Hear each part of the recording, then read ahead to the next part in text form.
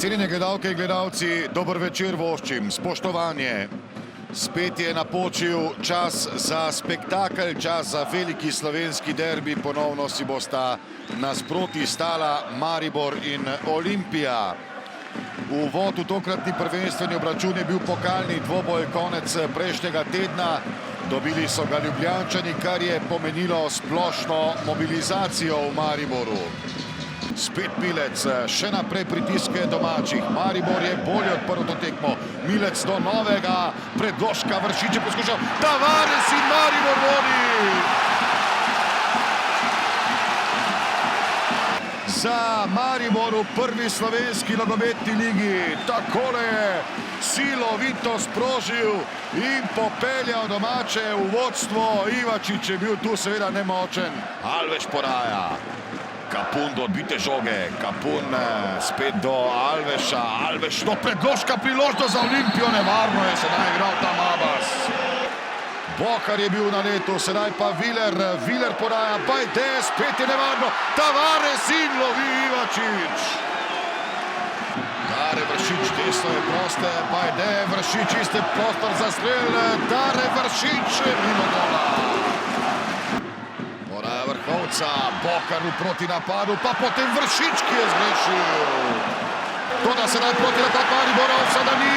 Dare Vršič sam proti Ivačiču, Dare Vršič pa je zapravil tudi to priložnost. Vršič izpraznjena desna stran, odlična podaja Vršiča, pa je destrelja, brani Ivačič, odlična obramba Aljaža Ivačiča. Tomič,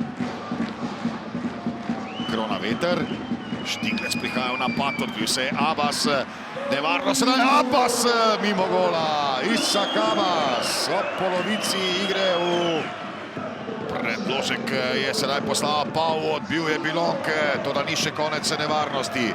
Štiglec in Kronaveter, Kronaveter se odloči za strel, brani Handanović, ki ima veliko prometa na njegovi, torej levi strani. Savić sedaj podaja, Kronaveter pa pregrava, Kronaveter brani Handanović, Abbas je zgrešil.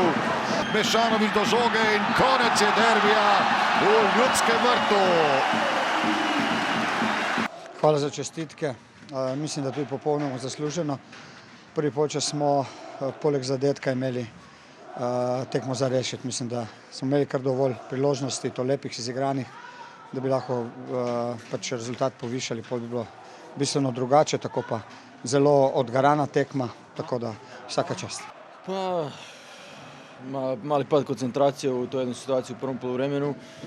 Naravno da je onda teže se vratiti u utakmicu, iako ja mislim da je utakmica bila dosta izjednačena. Mi smo pokušavali preuzimati neke rizike, tu smo naravno morali braniti velike prostore i tu smo imali nekih sitnih problema. Maribor je dolazio nekakve polukontre, iz kojih je u par situacija bilo opasno po našim golom, ali i mi smo imali neke situacije, znali smo da ih neće biti puno. Tu jednu smo imali sad pred kraju utakmice i tu smo imali šansu na neki način ipak se raditi utakmicu, nismo uspjeli i na kraju čestitati Mariboru na pobjedu.